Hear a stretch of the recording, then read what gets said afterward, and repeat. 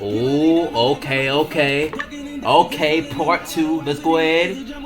Part three, and bam! Now everybody is back in the party, man. Yo, we got part two up in the mix. We got part two. Hey, thank y'all so much for pulling up, man. Thank y'all so much for joining me for yet again another half, man, of the Royal High Table episode number 36. All right, now listen, of course, like I said, I have some special announcements. Really not a whole lot, because there isn't a whole lot really going down here at Florida State University. But oh yeah, also by the way, side note, y'all, if you guys have any announcements of your own that you would like me to promote and shed light and make, or I guess bring awareness to, feel free to hit me down in my basically my social media accounts, my DM. But yeah, here at FSU there isn't a whole lot. But there is one thing though. There's a couple of them. I told you guys at the end of part one that I was going to do graduation shoutouts, but something did come to mind. All right. The thing that did come to mind was, what was it? Oh yeah, hey. Of course. Big shout outs to the Dominican Student Association here on campus. Alright. But we do have e-board applications, and they are actually open. All right, they're open. They're open, but y'all take advantage, especially if y'all are looking to one, become more involved, within the Dominican community here on campus. All right, or you're looking for a leadership position, or maybe even both. You can do that. One, y'all don't even have to be Dominican to help out the organization. But hey, y'all, we welcome all. But we do, like I said, have e-board applications open, and if I remember correctly, there is we opened up a new position. We opened up Market Wednesday chair. All right, that's going to be a whole lot of fun. But there's also an opening for the secretary position, and there's also an opening for, let me see, because I do not want to get this wrong. I want to say public relations chair, or it might be event coordinator. Let me see. Yes, it is event coordinator. So yes, those three positions are open for the Dominican Student Association here. All right, or DSA really. I guess for sure. Again, secretary, Market Wednesday chair, and event coordinator. All right, and you guys, if you guys are interested, please make sure that you check out the IG. We do have the link in the bio, in the link tree. All right, but the IG is at DSA_FSU. Again, at DSA_FSU. All right, feel free, y'all check it out. Y'all check it out and give it a follow. All right, we really been doing our thing, man, and we only about to get better, and we only about to turn up from here. All right, but I do have special shout outs. All right, I'll keep it brief. I won't be as long as I do within these latest episodes of the News of the People. But I would like to give a shout out to these people, right? All right, big shout outs to, all right, Cameron Jellin, all right, Devadrick Ponder, Sherry Ann, Sarah Lassie, Caroline Martins, all right, Cameron Bickley, Lucas Toussaint, all right, a big shout outs to Maite Santos, Hilary Carrasco, Daime Sanchez, Ashley Lewis, Kendrick Ellis, Rebecca Antonaire, Judy Rose Pierre. Big shout outs to all 14 of those kings and queens. Again, we respect, we appreciate, we love everything that you've done for this campus and for the city of Tallahassee. All right, here are, it ain't nothing much, but yo, listen, these are some little flowers, man, and we just gotta go ahead and give them to you before y'all go ahead and head out and say deuces and really make your mark on the world. All right, but outside of that, you guys, I think we are in order. We are free to go ahead and keep it going and keep it pushing with the second half. All right, which is of course the hot topic shit. So thank y'all so much for being here with me. But y'all already know, man. Y'all make sure that you ride this wave with me one time for the one time, baby. Let's get it, man. Let's go. Okay. But I'm not gonna lie, yo. Meek Mill. Meek Mill. Talk that shit. Talk that shit, Meek. Alright, okay, but DJ Big Daddy Drip, come on.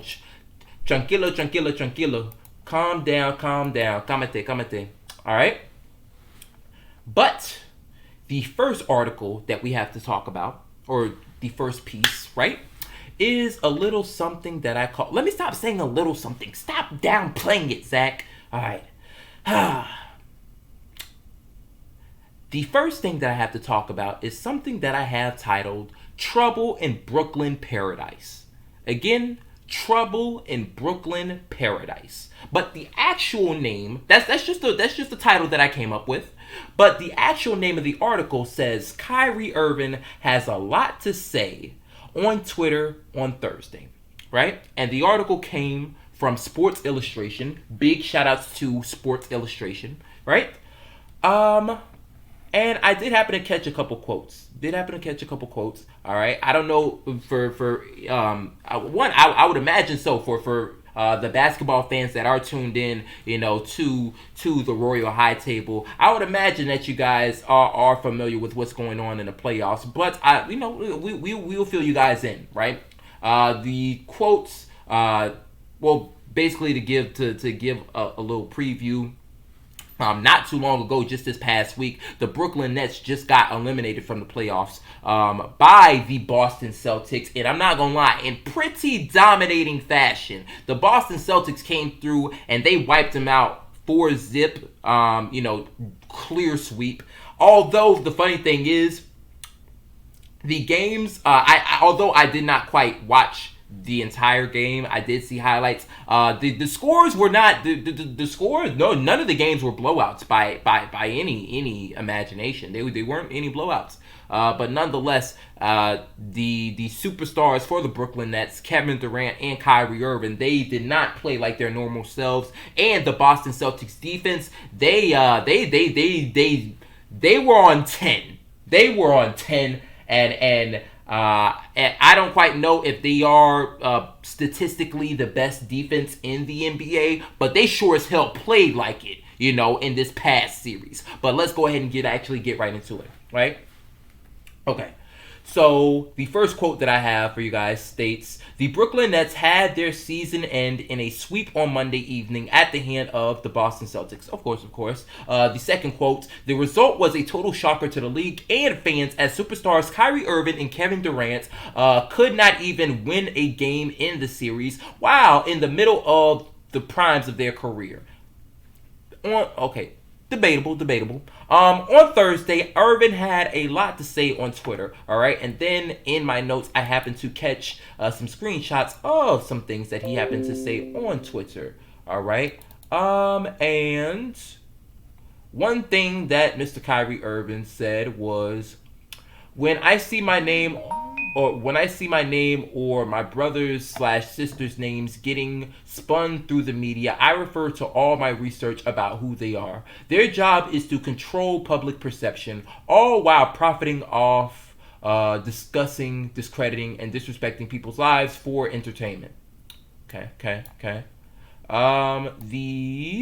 Let's go ahead and move on to the second tweet. The second tweet that Mr. Kyrie Irving had states, I send shots at the puppet masters, not the puppets. All puppets do is run around society trying to gain popularity and state opinions. What a life. My name is worth billions to these media corporations. My brothers and sisters who deal with this know exactly what I mean. Okay.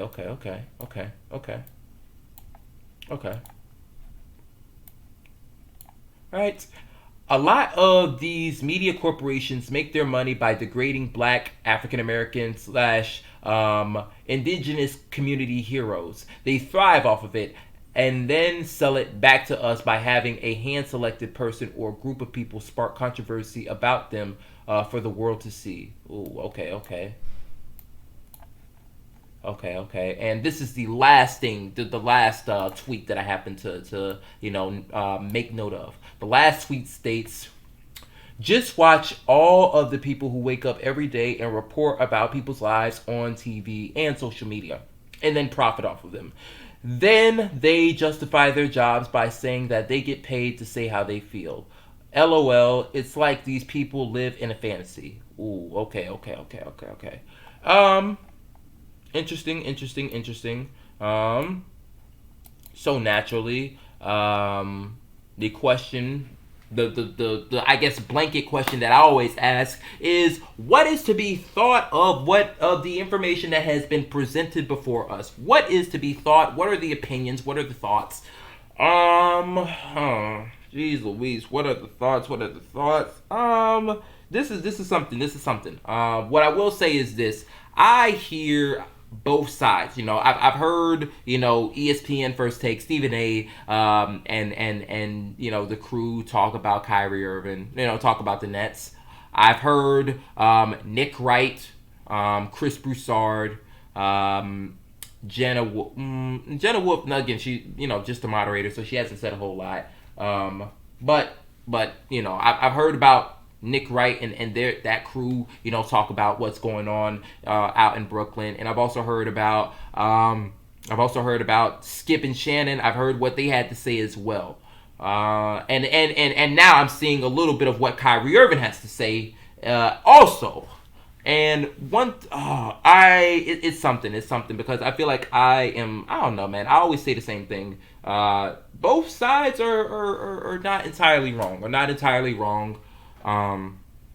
with what it is that they said. Kyrie Irving definitely. There isn't a thing that Kyrie Irving said within his tweets that I disagreed with or that I thought was not true. Like no. I for sure think that all this is true. The only, I guess, the point of interest is, of course, I guess we gotta tie it back into what's all being said as of now about Kyrie Irving and about Kevin Durant and the Brooklyn Nets. Are some of these same things at play? They're going about doing this. They're discrediting people and all that other sort of jazz. Really putting dirt on the athlete's name. Disrespecting and all. For the sake of profiting. Is that what's being done? Is that the whole sole intent and all that other sort of stuff? I wouldn't doubt that. It wouldn't surprise me. But here's the thing, though. I'm not gonna lie. I think Stephen A. depicted how I was sort of kind of feeling, regarding Kyrie Irving, at this particular thing. It's just damn, man. Damn, why? What are you talking? Damn, I'm not gonna say what are you talking about, but the damn is just the word that I just have to say. He's like, God damn, these points make sense, but I'm not gonna lie, you hella cost your team bad. It's like Kyrie cost this team super bad. Geez, all the times of missing games, missing games for whichever reason. There's a plethora of reasons. It's just and then to come through and I think this is where I'm at with, I guess, with all of what's going down. Kyrie Irving has points within these tweets. I think they hold weight. It's just that Kyrie, when you come and you play as poor as you did in Game 2, and as poor as you did in Game 3, and as poor as you did in Game 4, and the only really highlight, the only really, I guess, point of interest, the only flash, good flash of the pan that we saw from Kyrie was in Game 1. That's nah, you can't. You can't. That's no. It's something about the time is not right. Time is not right. And what you did on the court, it's just not it. It's just not it. And then I'll also say this. All the stuff that he's talking about, he might be right, but he just especially if this is 100% the case and this is 100% true. You only added more fuel to the fire. You only just from what the hell just happened on the court, with how bad things went. You sort of kind of what you said was going to happen, and all the bad stuff that's going to happen, like it's going to happen like even more, especially now, within these I guess next month or a couple of months or whatever. And then not only that, up until you, Kevin Durant, and the rest of the squad actually come through and and I'm not gonna say prove y'all. Well, yeah, prove yourselves. I think prove yourselves is definitely gonna be it, because it's like, damn, y'all haven't done anything. Y'all haven't done anything, and these Celtics, like, they made y'all look like they made you like it's just so bad. Like, let me collect my thoughts, right? It's a whole lot of stuff is ironic, because Kyrie Irving is the one coming out and saying all this stuff, but he missed so much time, and many people in the news, I guess in the news industry, sports news, and I'm sure a number of people in the Brooklyn Nets, camp, they cite you for whatever team issues, that was going about. There's like, all this stuff really falls back on you guys.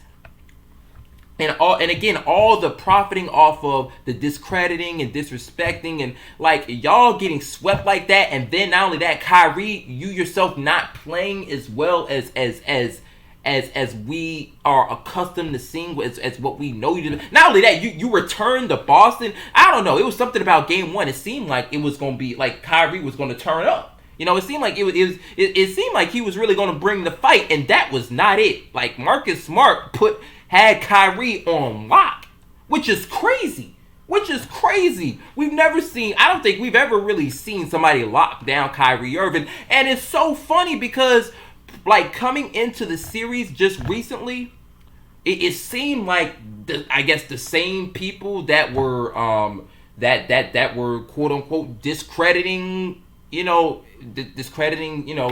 of the Kyrie, the brothers and sisters, it seemed like everybody was coming to the consensus that Kyrie Irving and Kevin Durant are the best duo, and, like, I guess best dynamic duo. And it's like, there's no fucking way. Y'all,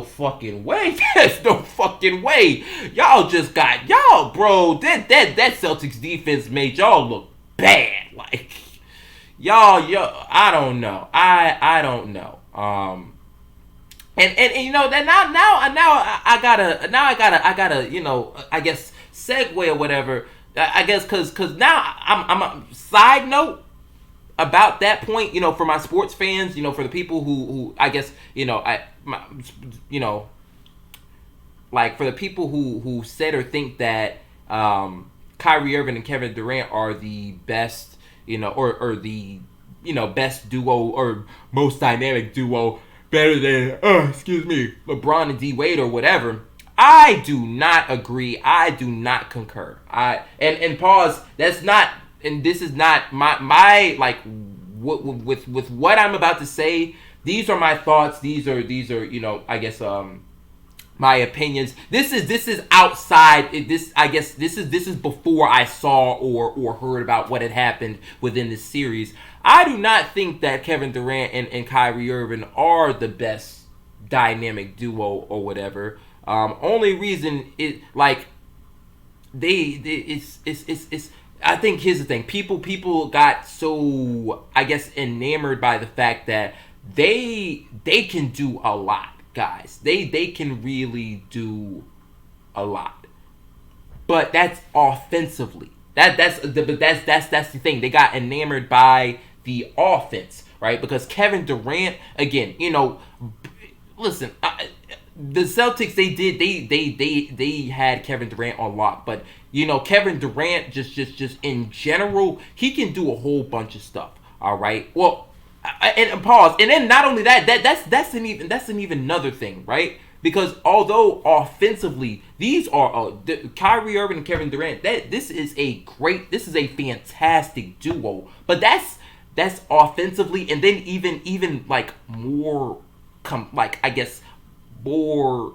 If we're really trying to put it into perspective, it's not really even offensively. I'll just say in terms of scoring, because Kevin Durant, like, listen, he can shoot the three really, really well. He can his mid range game. He's like the best mid range shooter in the league right now. All right, and then not only that, of course he can make shot. Of course he can make a whole bunch of his shots, within the paint, within so close up to the basket. So there, you can't do anything with Kevin Durant. And not only that, Kevin Durant, so from time to time, he can post you up, and he can take you off the dribble. Again, he can do a whole bunch of things. So yeah, Kevin Durant is a hard guy to defend, hard, like tough, but that's from a scoring perspective. And then Kyrie Irving also, listen, he can dance on anybody. Again, I know this last series, it looked real bad for both of them. But Kyrie Irving can really dance on anybody. Can finish with either hand. He's ambidextrous. Not only that, he's not shabby from the three. He shoots pretty good from the three. Not only that, he shoots just pretty well in general. Mid range. Up close to the basket. Everything. So from a scoring perspective, like they might be the best duo in terms of scoring perspective. And even then, it's sort of kind of questionable. Because Steph and Clay, that's also another thing, I guess in terms of scoring.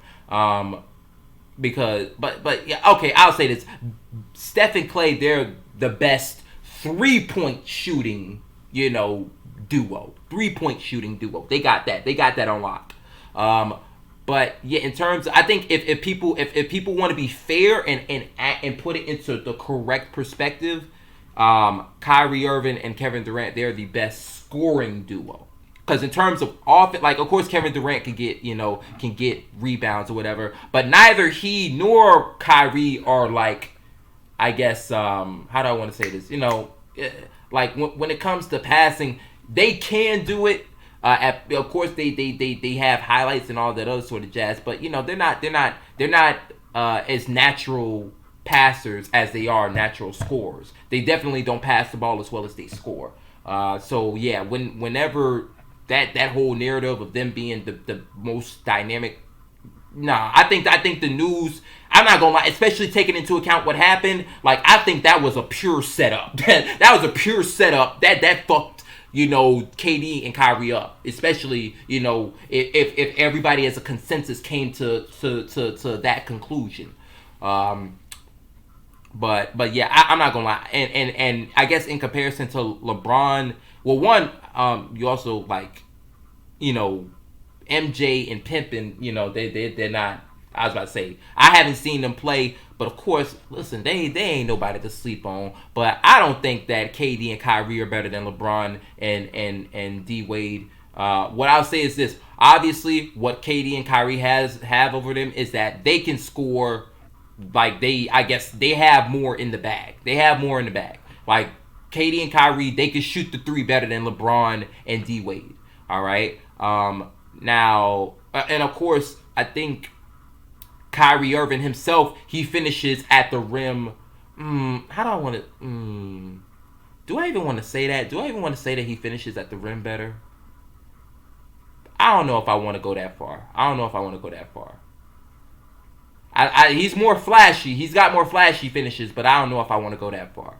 But nonetheless, though, LeBron and D Wade, like I feel like one, like it's not like their scoring is so far off because LeBron can also shoot the three. And LeBron and D Wade, of course, mid range, they got it. They post up more and better than KD and Kyrie, and of course they also lay up and not only that, bro. The alley-oop dunks and all that other sort of shit, yeah, they got the paint, they got the paint on lockdown as well. And then not to mention that they also rebound better, than those two, and they also assist better than those two.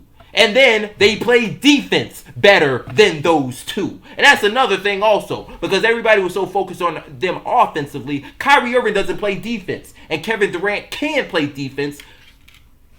Okay, let's just say this. To put it into perspective. Alright, of course, in clutch moments, D-Wade is known to come through and bring it on both sides of the court. LeBron James was snubbed out of a Defensive Player of the Year, award, right? Even we could, or you know what? We would just say at the very least he was in the conversation one year, right? Kevin Durant, they're not up, they not that high up when it comes to defense, but Kevin Durant can play defense. But yeah, that I just had to say that. I just had to get that off my chest because I felt like people were messing up when it comes to that. But nonetheless, though, again, my overall thoughts upon this particular article. Oh yeah, by the way, you guys feel free to check this out. This is at www.si.com. All right. Again, Sports Illustration, they did their thing with this one. So you guys make sure there's more information there present within the article that I have not made note of. So you guys definitely check that out. But yeah, my overall conclusions is that I agree with everyone. I hear what Kyrie Irving has said. I hear what the prominent people within sports media have said as well. I agree with both sides. But I guess at focusing my thoughts and focusing my line of focusing my line of inquiry or line of discussion or whatever towards Kyrie Irving. It's just bad timing because it's so many it's so many things that you wanted or that you did, and it's just a whole lot of ways that you fucked up. Like, one, they said that they didn't need a coach. All right, and I tell you one thing, there wasn't a whole lot of coaching adjustments and all that other sort of shit, and it bit the Brooklyn Nets in the ass big time, and it fucked them over pretty fucking big. All right, so Kyrie Irving and KD, they both said that, and obviously they were proven wrong. Especially, not only that, you got to take into account this too. For a team that was supposed to make it to the championships, they haven't made it to the conference finals. Wait, am I bugging? They haven't made it to the conference finals. I think I might be bugging with that one. I don't know. I know that they went up against the Bucks last year. I forget what round that was. But yeah, I'll dial it back. They were supposed to make it to the championship, to the NBA Finals. They were supposed to win it, but they haven't even made it. So that's that. Not only that, Kyrie Irving, supposedly the whole thing, he was so against, the vaccine and all that other sort of shit. And well, eventually the new mayor of New York ended up lifting the mandate, which allowed Kyrie Irving to play both home games and away games, and it just did not fucking work. It did not fucking work, and Kyrie Irving missed a whole bunch of games for a whole bunch of other different reasons. I don't know. I don't know. Just again, you're right with what you said, but you, in terms of the grand scheme of things, in terms of everything that's happened just with over this past season, there's a number of ways, a number of areas where Kyrie Irving has fucked up. So it's kind of like you're right here, but you need to get all this other stuff right too. That's kind of the thing. There's all this other stuff over here needs to be right too, in order for everything to sort of kind of work together, and I guess And I guess everything be exactly what it is that it's supposed to be. But that's just my 2 cents. Those are my 2 cents. But we will go ahead and move on to the second piece. The second piece that I have for you guys, right? And that is it. Well, actually, the title that I have for you guys is the Superstar Legal Clash. All right, the Superstar Legal Clash. But the actual title of the article is Johnny Depp, Amber Heard trial updates. Guard driver testify about infamous fights. All right, and this is coming from the New York Post. So big shout outs to the New York Post. But I did happen to catch a couple screenshots of the stuff that they had in their particular article, right? And in one screenshot, as reported by Jorge Fitzgibbon, is under is like the subsection saying Depp's driver Starling Jenkins takes the stand, and underneath this heading it said Amber Heard got sick from driving or drinking red wine and consuming magic mushrooms at Coachella. Depp's driver testified, stating Jenkins said that the actress went to the music festival and was partying up with her friends when she got sick. All right, and then Jenkins, Depp's longtime driver and bodyguard, also testified that during one fight between the couple, Heard tossed Depp's credit cards and mobile phone out the window. Heard's lawyer noted that Jenkins was loyal to his longtime employer and suggested it was Heard's pregnant sister Whitney who was sick at Coachella despite being sober. Ooh, okay. But questioned again on redirect, Jenkins said he knew the difference.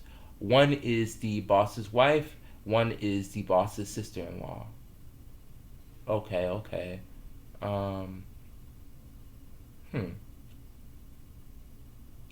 Something funny happened within that one, but yeah. I don't know. I don't know. I might double back on that. But there was something else. There was something of interest that I did happen to catch. There was this one section that said bodyguard,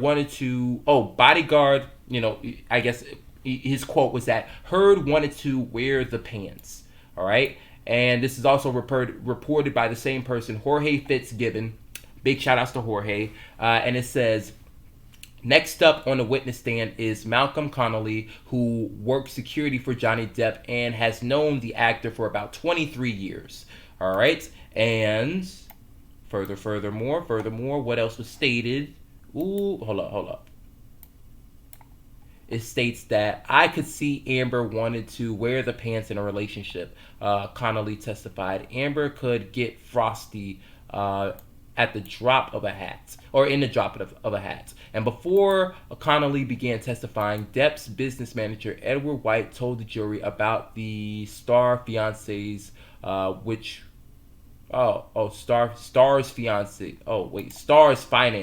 which were challenging. Okay.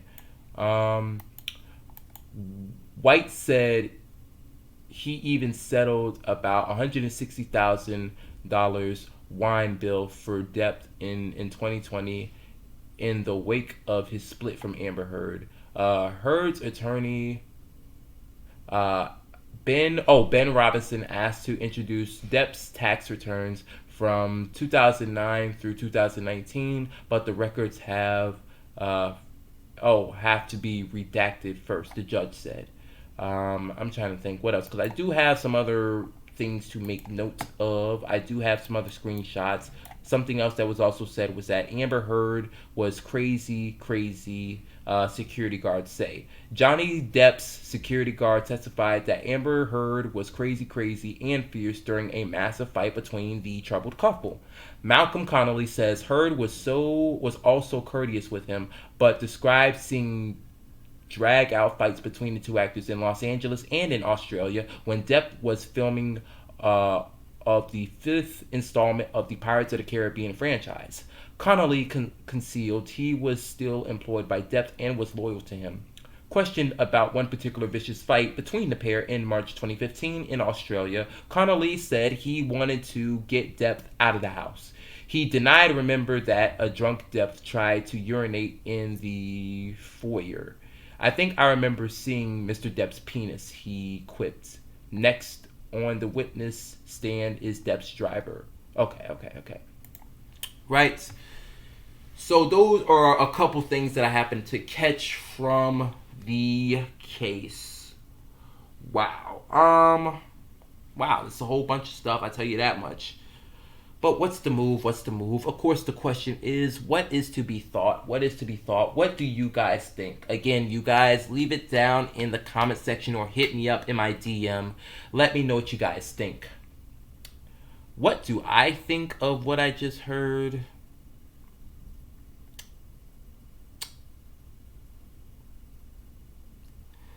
I'm not gonna lie.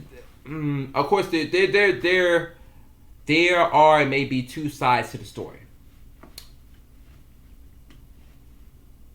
what I will say is this. I guess the sort of kind of feeling that I'm getting from, I guess, the whole general notion or concept that I'm getting from this is that Amber Heard was really was wilding out on Johnny Depp. Not Johnny Depp, on Johnny Depp. The main thing that I think of, or that honestly comes to mind, is that for whatever it is that happens, I think I just want people to be consistent. I want people to be consistent as a whole, meaning society, the legal system, everything. I want people to be consistent in however things go. So, for instance, if Johnny Depp happens to be lying about all this other sort of jazz and all that other sort of stuff, right? I think, granted, I don't want him to go to hell or to get the most. I don't know. I don't want the worst for him to happen, right? But of course, that's not something to be played with, and that should be handled accordingly. Right now, I'm not gonna lie. I'm sort of kind of getting the feeling that none of this. I'm sort of kind of getting the idea that these aren't lies. That he's actually telling the truth. And what I know. Okay, in similar instances where the victim happens to, and most often is the female. A number of times, again, things tend to go well for the female. Or matter of fact, no, let me not say that. Let me just say for the victim. The support tends to go for the victim. And I think that same thing needs to be in play even here, especially if things come back and things are proven that and things are proven in support of, in support of the victim, as in, the story, everything that the victim is saying is true. I think that that they deserve and should be granted, again, the proper support, right? And the same, whatever outcome, whether it be harsh or not, the outcome that typically, is brought forth and brought upon, the perpetrators, or brought upon, the person that's actually, I guess, victimizing the victim. That same thing needs to be done in this particular instance as well. Regardless of any differences that may be present within this situation and within the other ones, we have got to be consistent. Otherwise, there are going to be a fuck ton of issues going down, later on, just later on in time. This only if things aren't consistent and things are sort of kind of wishy-washy and all that, even from this point moving forward, whenever these type of instances come up, it's always gonna be it's just not gonna be it. It's not gonna be it. It's gonna be a bad precedent. It's gonna be bad. It's just gonna be bad for everybody. It's gonna be bad. It's not it. Not at all. So that's, I guess, that's where I'm at with it. I'm not. But honestly, I'll say this, and I'm real enough to admit this. I want to try to make sure that I keep whatever biases or whatever unconscious, again, I guess conscious or unconscious bias, keep it in check. But again, because this is one of those sensitive types of situations. But again, for one, I just hope that, again, justice really does prevail. Although I'm not gonna lie, I don't trust justice. I don't trust justice. I don't trust it, but I hope it do prevail, and I just hope that, again, overall, again, everybody from the legal system to the people to society as a unit, everybody has got to be consistent. Everybody's got to be consistent. It's just, again, I'm not my fault. I don't really have anything else to say just outside of, if for whatever reason the justice system or society people or any other party just happens to deem, this time, they lean left on this, like they lean a certain way on this side, but for whatever reason, another similar instance, they end up leaning the other side or whatever, and there, I guess there isn't really proper justification, or I don't know. It's just, again, like I said, I just don't see it boding well, for us as a unit moving forward. But you know what? I'll stop. That's pretty much all I got to say. But if I do have anything to say furthermore, then you know what? We'll discuss it, next time. But y'all, that is going to conclude it for this particular video. Well, no, my fault. Not this video. For this episode number 36 of the Royal High Table. Let me go ahead and get the music playing, man. Bam, bam, bam. And actually, I do... Ooh, hold up. Let me go ahead and get a little something. Oh. 250. Oh, okay. Oh, hey, what better way to end this out than on Chris Brown? Alright, y'all. But, I'm going to cut the video right here because I can't have... Well, I'm going to cut the video and audio right here because I can't have it being too long. Otherwise, these sites are going to be acting all iffy on me. Funny enough, Iffy's the name of the song. Alright. But if y'all enjoyed, thank y'all so much for tuning in for the 36th episode. But if y'all enjoyed, y'all leave a like, comment, share, subscribe, or hit me up and let me know what you guys think, on my social media. Alright? And most importantly, y'all make sure that y'all stay tuned, y'all stay tapped in, and y'all stay locked in. Because the juice never stops dripping over here. Alright? Alright. I'll see y'all in the next one. Peace and bees.